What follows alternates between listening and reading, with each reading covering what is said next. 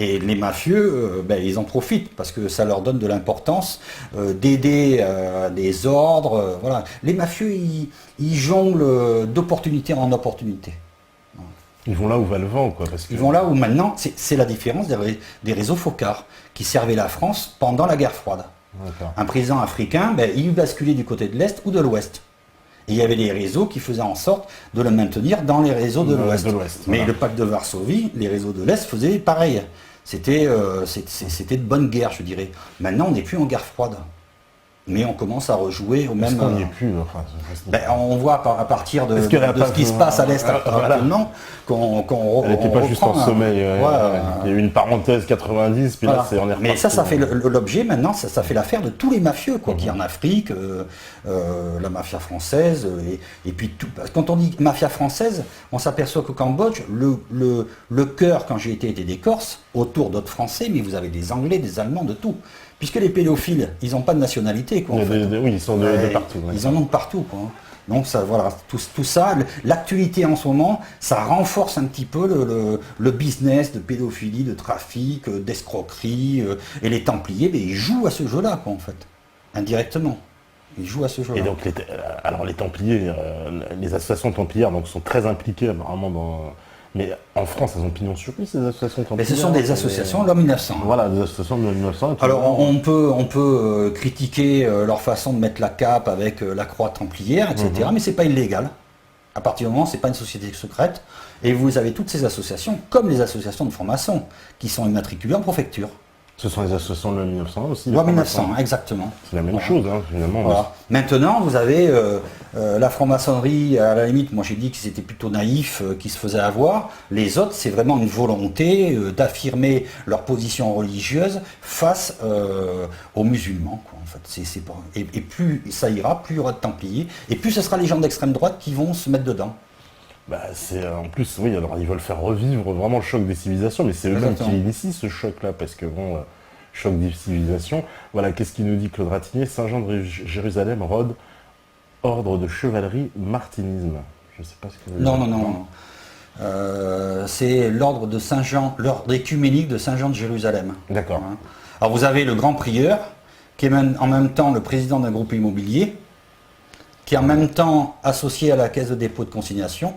Alors c'est très intéressant pour les grands projets immobiliers, et qui a des sociétés au Cambodge où il s'installe au Cambodge. Et c'est lui qui veut installer une ambassade. Voilà. Il a déjà une ambassade, je crois, en Madagascar, mais c'est pas clair tout ça. Mais ce sont quand même des gens qui se déplacent avec c'est extraordinaire, avec un passeport diplomatique. Ils arrivent dans le pays. Français ? Ah non, c'est leur fameux ordre de Saint-Jean, mais je comprends pas comment c'est reconnu, c'est-à-dire ils se pointent à l'aéroport. C'est pas reconnu par l'ONU parce qu'ils bluffent des pays en voie de développement. Ils se font passer pour un pays, pour des diplomates. Alors ils ont quand même une île, ils ont quand même une île, un terrain. Ils ont un territoire. Mais c'est pas reconnu par l'ONU, mais je veux dire, on peut toujours avoir un territoire. Nous, Méta TV, on va devenir comme ça, République autonome bientôt. Donc, mais ça, la mafia, elle aime ça. Elle aime ces gens qui fantasment, qui se donnent un objectif, une idéologie. Parce que le mafieux, c'est quelqu'un qui se prend comme quelqu'un d'humain, quelqu'un de défense de la France. Et tout est utilisé pour défendre la France, quoi, en gros. Ah bon? Parce que moi, quand vous me parlez, j'ai l'impression d'avoir affaire à des brigands un peu dégénérés, criminels. Quoi. Mais avant, sous la guerre froide, c'était eux qui faisaient ça. Bon, leur descendance, je dirais maintenant. Mais ils prennent la posture qu'ils veulent en fonction d'opportunités. Quand ils balancent à l'époque des dossiers sur un présumé attentat préparé par des musulmans qui sont au Cambodge, ils disent « nous, on sert la France ». On balance ça à des policiers français.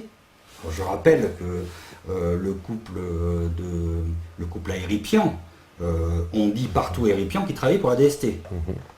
Voilà. Donc eux aussi se valorisent. Nous travaillons pour la DST, nous sommes intouchables. Donc tout ça, c'est le système, quoi, en fait. Non, parce que ces gens-là, moi, quand on me parle, justement, je me demande bien quelles sont leurs motivations profondes, à part l'argent. C'est l'argent. L'argent, c'est le centre. Mais en ce moment, depuis 2001, en fait, ils ont choisi leur camp. Ça aurait été un autre camp, ils auraient choisi autre chose. Tout ce qui est opportunité pour faire du business et agrandir leurs tentacules micro. Ah, le micro, c'est enlevé. On va le remettre tout de suite. Voilà. Et voilà. Voilà. Donc tout ce qui peut servir à rapporter de l'argent, ils n'ont pas d'éthique en fait. Ouais, c'est fini la France, les réseaux Focard, tout ça, c'est fini. Tout ce qui sert à l'argent. Il n'y a pas d'éthique, et puis en plus, mais il y a une espèce de sauvagerie quand même, parce que vouloir enlever des enfants, voilà, avoir des rapports forcés, et puis aller jusqu'au meurtre, ça va très loin. Il y a eu un meurtre, avec un Français, c'est 4 enfants, il y a dans les 2 dernières années. Et ce Français-là, qui vivait en parfaite harmonie avec les Cambodgiens, il se trouve qu'il a été guide pour un grand cinéaste qui a fait un film sur l'adoption d'enfants. Il a été tué. Vous voyez ? Il y a plein d'affaires comme ça en même temps où on découvre les dessous. Moi j'ai travaillé sur le meurtre de Gilbert Jouve et un autre Français. Ils se déplacent au Cambodge en voiture, 2 Cambodgiens devant, eux ils sont derrière, et un pylône téléphonique tombe sur la voiture et les tue. Mais les 2 Cambodgiens n'ont rien. Vous voyez, quand vous regardez, vous avez plein d'affaires comme ça. C'est fantastique. Et vous avez un Corse qui travaillait pour Thomson, qui lui, très simplement, il m'a dit, moi je trouve des enfants pour les adoptants. Il trouve des enfants encore maintenant pour les adoptants, alors qu'il n'y a plus d'orphelins, pratiquement plus d'orphelins au Cambodge. Il faut être logique. Les pays qui sont en guerre, qui sortent de guerre, il y a des orphelins. Mais la guerre au Cambodge, elle est finie depuis belle lurette. Il n'y a plus d'orphelins. Les orphelins, les vrais orphelins, ils ont au moins 30 ans en ce moment. Alors comment se fait-il qu'on puisse encore adopter des orphelins en Cambodge? Alors, plusieurs orphelins. Il y a quand même des orphelins, c'est comme en France, il y a des orphelins. Mais ça reste une destination privilégiée pour adopter des enfants, ou essayer d'en adopter. Il y a des fois des lois en France qui interdisent tout ça, mais c'est cyclique. Il n'y a pas d'orphelins au Cambodge. Il y a le réseau familial qui fait, il y a toujours une tante, toujours une... Et pourtant, il y a des gens qui font du business. Alors un enfant trouvé, c'est entre 5 000 $ et 20 000 $. C'est en fonction de l'adoptant. Parce qu'ils étudient la solvabilité de l'adoptant. Ça peut être 20 000 $ pour un Américain richissime. Alors en plus de ça, ils passent un mois à l'hôtel, où ce sont des hôtels qui sont affiliés aux gens qui vont trouver des enfants. Voilà, donc tout est business. Tout est business. Tout est business. Mais ça, c'est vraiment, là, c'est du trafic d'enfants, quoi, clairement, en fait. C'est du trafic d'enfants. C'est des gens qui peuvent acheter des enfants, parce que là, on parle... Oui, c'est acheté, hein, bien sûr. Ouais, c'est ça, non, mais on achète un enfant, c'est ça. Ouais. On achète un enfant. Alors, il y a des fonctionnaires corrompus, ils attendent leur billet. Voilà, ouais. Et puis, il y a le Français qui... On le voit jamais, parce que c'est toujours un Cambodgien, hein. Ils sont très intelligents, mais ça se fait comme ça. D'accord, mais ce qui fait vraiment froid dans le dos, c'est comment peuvent finir certains de ces enfants, quoi. Alors, eux qui sont enlevés, ça fait vraiment froid dans le dos, quoi. Enfin, il y a beaucoup de gens qui sont choqués sur le chat. Alors, même si tous les francs-maçons ne sont pas méchants, il faut quand même se rappeler que la franc-maçonnerie est une religion satanique. C'est pas moi qui le dis, c'est Albert Pike. C'est Hakim qui nous dit ça. Concernant la franc-maçonnerie. Moi, je modérerais une religion. D'abord, c'est pas une religion, puisque vous avez en même temps la franc-maçonnerie que j'ai étudiée, plusieurs courants de pensée. Vous avez quand même le Grand Orient qui se dit laïque, où ils arrivent à dire mort au curé à la fin. Vous avez la Grande Loge nationale française, où il faut croire en Dieu. Vous avez donc la franc-maçonnerie, c'est la représentation de l'État. Il n'y a pas une franc-maçonnerie commune en France. Je ne sais pas si c'est pareil dans tous les pays, mais la qualifier de religion, ça me paraît excessif, justement. Ouais, parce que, en tout cas, en Afrique, ils sont très implantés. Par contre, en Afrique... tous les présidents africains sont francs-maçons, ça c'est établi, certifié. C'est pour ça que la franc-maçonnerie utilisée en dehors de France a une importance beaucoup plus importante. C'est la franc-maçonnerie au Cambodge, où il y a des loges qui sont affiliées en Thaïlande maintenant. Vous avez, faut pas, à partir du moment, c'est une sorte de pieuvre aussi, hein. Quand vous avez une loge comme Nagara au Cambodge, qui a été créée par des Corses qui étaient recherchés pour des escroqueries en France, et qui commencent à échanger avec des loges en Thaïlande, vous pouvez pas dire que vous retransmettez pas la maladie, quoi, en fait. Voilà. Et c'est là où moi je dis, les francs-maçons sont naïfs. Ils peuvent partir d'un bon sentiment, comme les Templiers à la limite, mais il y a un excès, il peut y avoir un excès, il ne faut pas que ça dérive du tout. Voilà. Alors on nous dit c'est pas prêt de s'arrêter ce trafic d'enfants, surtout avec les nouvelles lois pour les couples homo. Ouais, puisqu'il y a beaucoup de gens, c'est vrai, moi on me le dit aussi, mais on a cette idée de se dire oui, les gens très riches pourront aller maintenant faire leurs courses, si j'ose dire, dans les pays plus facilement qu'avant. Alors on nous dit quoi encore? Ça me fait penser à l'histoire du Carlton de Lille. Aider à ce qu'il y ait notre vieil ami Dodo la Saumure, oui en effet, ouais. Qu'est-ce qu'il y a? Il faudra inviter des chômeurs RSA non déclarés. On entend que des gens qui savent, on est combien à pas savoir. Ah bah, Snyder, il est trop marrant. Lui, il veut qu'on invite des gens qui savent rien. J'ai pas compris exactement ce qu'il veut nous dire. Franc-maçonnerie, c'est de la daube, la franc-maçonnerie, Bongo, franc-maçon et ses ministres. Bah oui, tous les... Bien sûr. Bongo était le chef de la loge, mais comme tous les gens, voilà. Qu'est-ce que vous me dites encore? Alors, je vois qu'il y a du trolling encore, ça va se régler tout ça. Alors, peut-on affirmer que le pilier du système mafieux, qu'il soit politique ou criminel ou les deux en même temps, c'est le chantage à la pédophilie et autres types de chantage? Ah oui, mais tous les chantages. Ouais, c'est-à-dire que ça, c'est la... Je donne un autre exemple que j'ai connu. Il y avait une banque au Cambodge, à Phnom Penh. Le directeur de la banque, il s'est fait piéger. Pourquoi? Parce qu'il s'est rapproché d'un franco-cambodgien, Monsieur 10%, ça s'appelle là-bas, on le trouve dans mon livre. Alors mon livre, c'est un résumé, celui qu'on trouve sur Internet actuellement. C'est qu'un résumé, c'est une version, c'était pas la version définitive. Hein.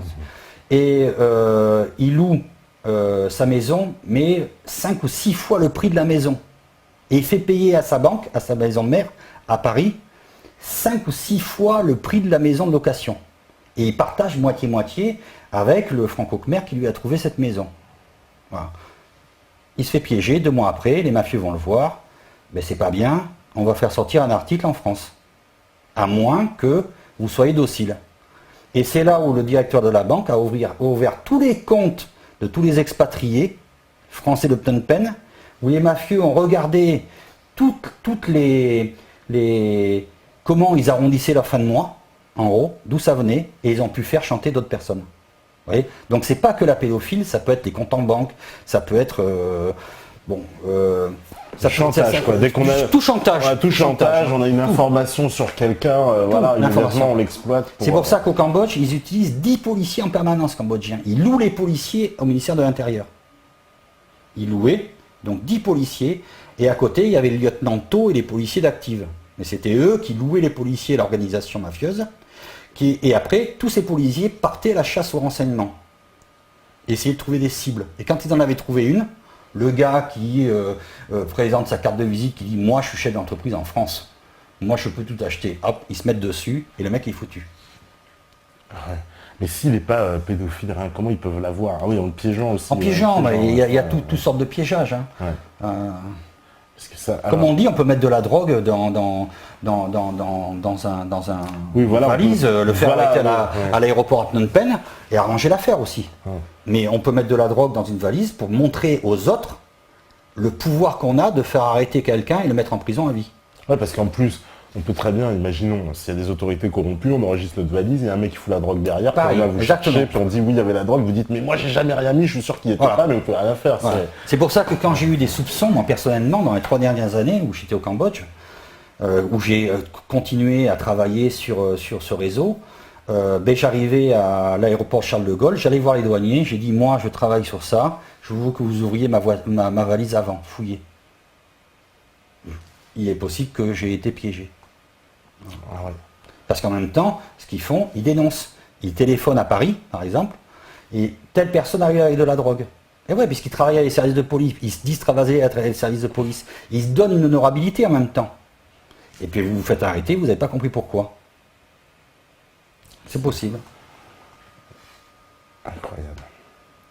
Alors, qu'est-ce qu'on nous dit Alors, bonsoir tout le monde. Le problème de la franc-maçonnerie, c'est qu'elle est le culte du secret. Quand on est intègre, qu'on a des intentions humanistes, on n'a pas à se cacher. Voilà, ça c'est ce que pense Nagal, voilà, qui dit, ouais, on n'a pas forcément besoin de se cacher si on a des bonnes intentions. Alors Eurasien, il dit, Monsieur Mercier a-t-il fait des rapprochements entre ces enquêtes et les réseaux de trafic de drogue et le blanchiment opéré par la CIA et l'OTAN en Asie du Sud-Est? Ouais. Ouais. Parce qu'on sait que, alors là, ça c'est établi, les avions de l'OTAN, la CIA servent à assurer le trafic de drogue en Afghanistan, qui est devenu premier producteur de l'héroïne mondiale. Ouais, parce que quand vous regardez la drogue elle passe par Phnom Penh, il y a aussi de la drogue. Pardon. Mais comme il y a beaucoup de Chinois, par exemple les Chinois, dans leur soupe, ils mêlent une petite boule d'opium. Ça leur sert pour agrémenter leur soupe. Ça c'est culturel en même temps. Hein. Donc vous avez la drogue qui passe par là obligatoirement aussi, puisque ça a toujours été de toute façon. Oui. Ouais. Mais alors pour bien, parce que l'histoire de l'opium, moi ce que j'ai su de cette histoire qui est assez incroyable d'ailleurs, ce sont les Britanniques qui ont amené l'opium en Chine. Ouais. Voilà, parce qu'ils voulaient, ils trouvaient que comme ils achetaient énormément de thé à la Chine, ils avaient une balance commerciale qui était complètement déficitaire avec la Chine. Ils ont menacé la Chine d'ouvrir ses frontières pour qu'on puisse vendre des produits britanniques. L'empereur de Chine a refusé, il a dit mais non, mais on n'a pas besoin de vos produits, puis on a fait la guerre, la fameuse, on a été envoyé des canonnières, quoi. Ouais. La France, la Grande-Bretagne. Mais plus récent chez nous, on a quand même, la guerre d'Indochine, c'est 45 000 prisonniers français, 36 000 ont disparu. Il faut s'en souvenir. 36 000 sur les 45 000 Sur les 45 000 qui sont morts dans les camps de concentration Viet Minh. Avant 1954. De 47, en gros de 45 à 54. De 45 à 54. La bataille de Dien Bien Phu, en fait, Dien Bien Phu, moi j'y suis allé aussi, c'est une intersection du trafic de drogue. Pourquoi les troupes françaises, en 1957, se sont mis dans cette cuvette? Oui, parce qu'il paraît que c'est une stupidité d'un point de vue militaire. Ah ben non. À la limite, il y a 11 000 prisonniers français qui auraient pu sortir et même combattre à la baïonnette. De l'autre côté, il n'y avait plus que des gamins de 15-16 ans qui étaient armés, parce qu'ils avaient éliminé tout le monde, les Français. Mais le militaire français, il est aux ordres, donc il se rend, et sur les 11 000, 8 000 ont disparu, sont morts. Voilà. Mais quoi qu'il en soit, Dien Bien Phu, c'est le croisement de la drogue. C'est pour ça que l'armée française s'est mise là, parce que le Viet Minh, il avait besoin de drogue aussi. Ah, parce qu'ils vendaient la drogue pour se financer. Voilà, on trouve encore des livres où on voit un adjudant français qui est chargé des plantations de drogue, hein, jusqu'en 54. Et le Viet Minh, le communiste, en fait, lui, c'est pas combattre le français, il voulait l'indépendance, d'après moi, pour les richesses du Vietnam. Les richesses du Vietnam, c'était la drogue. Et Dien Bien Phu, c'est la drogue. C'est pour ça que tous les Viet Minh sont arrivés dans cette cuvette pour déloger les Français. Mais c'était une très bonne idée, quoi, en fait. D'accord. Donc la drogue était déjà au cœur du trafic, déjà, à de toute l'Indochine. Puisque je rappelle, en 1883, c'est Paul Doumer qui a créé la première fabrique d'opium. Et c'était la seule colonie où on arrivait à avoir un excédent budgétaire. Un excédent budgétaire, oui, c'est vrai. Ouais. On nous disait que c'était la perle de la France, la perle des colonies, évidemment. Ah oui, d'accord, je ne savais pas qu'il y avait le trafic de drogue derrière. Ça, on découvre des choses tous les jours. Alors, qu'est-ce que vous me dites? Le Pen père avait affirmé clairement être contre la franc-maçonnerie. Que pensez-vous du rapprochement, du changement de bord de sa fille? Peut-être un rapport avec le fait que l'on la voit partout, contrairement à son père. Oui, Marine Le Pen est un peu plus proche dans son entourage, effectivement. Moi, par exemple, je disais, même en 2004, où j'avais rencontré des mafieux là-bas, ils rigolaient de Le Pen. Le Pen, pour eux, c'est pas quelqu'un d'extrême droite. Oui. Le père. Je ne parle pas de la fille qui a démocratisé un petit peu, enfin qui a... Le Pen, pour eux, c'était un rigolo, quoi. Pour dire la mentalité des gens, la mentalité des gens et comment ils considéraient l'enfant, quoi. L'enfant de couleur. Oui, c'est ça surtout, hein, il faut revenir à ça. Oui, parce que vous avez dit que c'était extrêmement racialiste, si j'ose dire, pour ne pas dire raciste. Ouais. Alors, qu'est-ce que vous me dites d'ailleurs? Alors, est-ce que... Ah bah oui, mais on l'a déjà demandé tout à l'heure, Antika qui me demande encore, oui, la question sur Florence Cassé, je l'ai déjà posée. Mais l'exemple de Florence Cassé, on n'en parle pas, mais il y a des Français qui sont en prison un peu partout dans le monde. On a parlé. Et il y en a qui ont des 10 ans, 20 ans de prison. Mais c'est vrai qu'il y a beaucoup d'histoires bizarres de gens, alors après qui clament leur innocence, des fois, mais souvent qui se retrouvent embarqués comme ça dans des histoires. Il suffit juste de savoir par où ils sont passés, qui ils ont côtoyé, pour essayer de démonter l'accusation, pour vérifier. Et puis les policiers, on parle de corruption dans le monde, la corruption, il y en a partout, de plus dans des pays que dans d'autres. Alors on nous dit, Monsieur Mercier, ne pensez-vous pas qu'il faille sortir de ce système gaulliste et interdire de nouveau la franc-maçonnerie et sortir les principes de 89 pour refonder la France?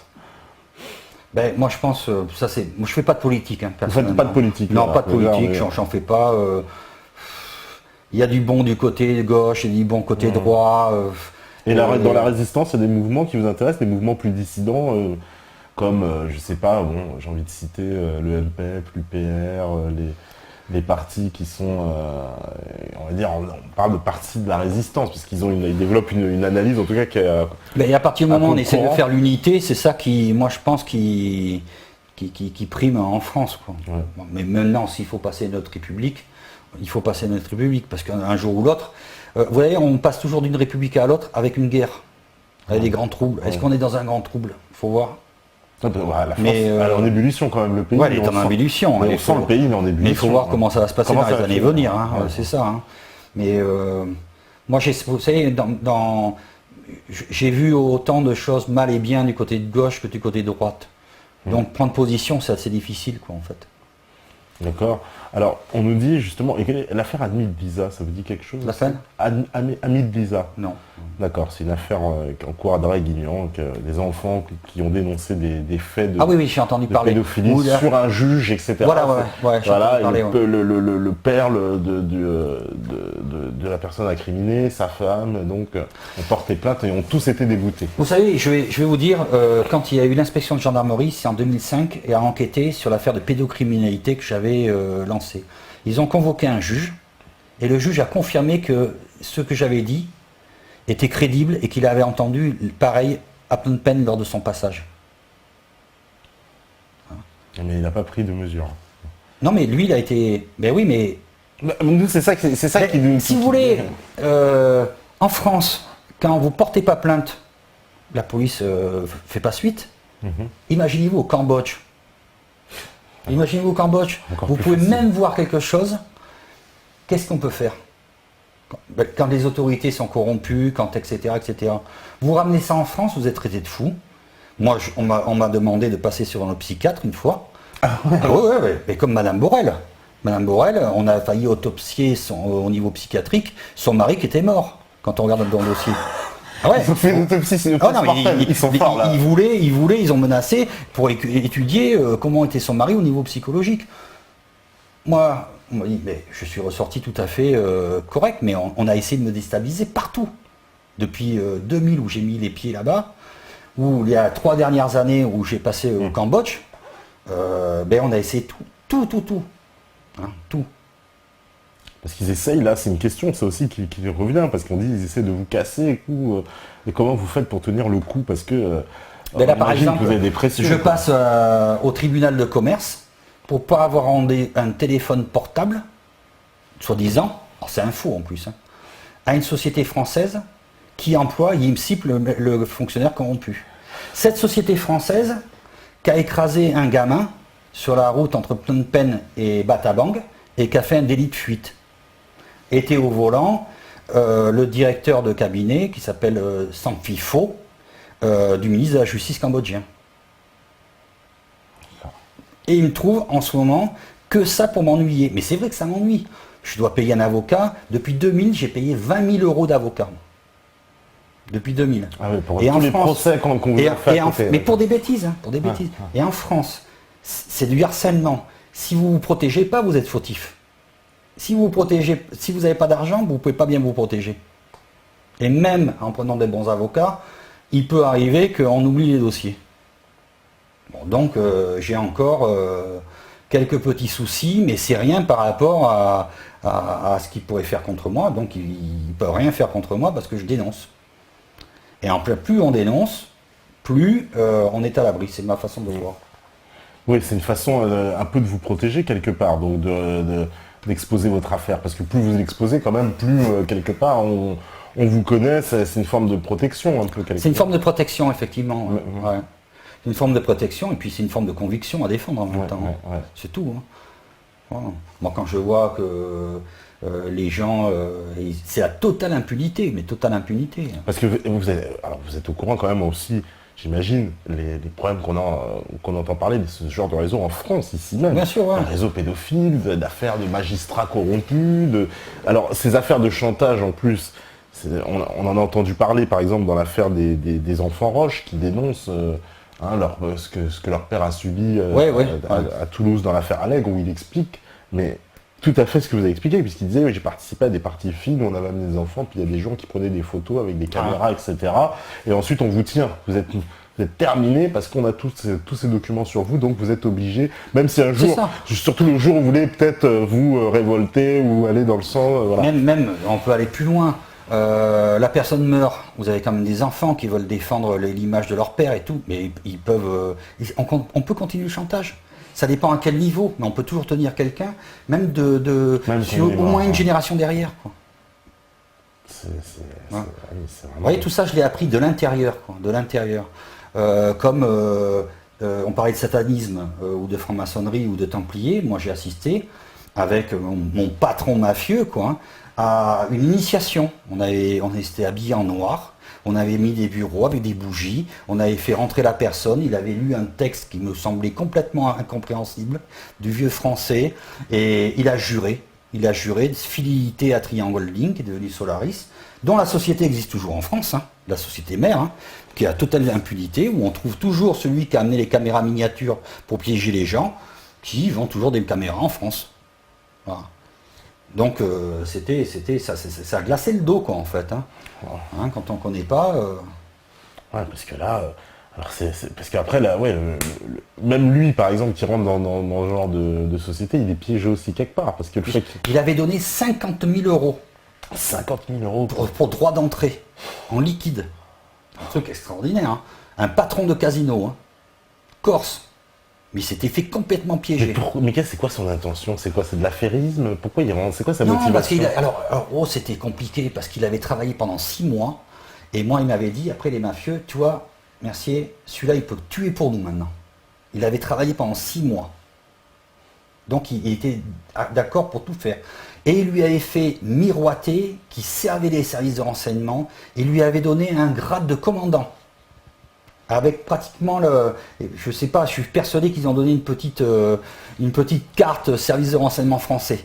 Parce qu'il y a des gens qui ont de l'argent, qui sont mythomanes, qui n'ont pas pu faire ce qu'ils voulaient dans la vie, et puis ça leur permet de rêver, de servir la France. Ça rachète une vie. Voilà, où ils sont blasés. Le gars, il avait 32 ans, il était blasé, il avait plein de pognon, il savait plus quoi en faire, il achetait des voitures de course dans le sud de la France. Ben, ça lui faisait plaisir, on voyait qu'il était heureux.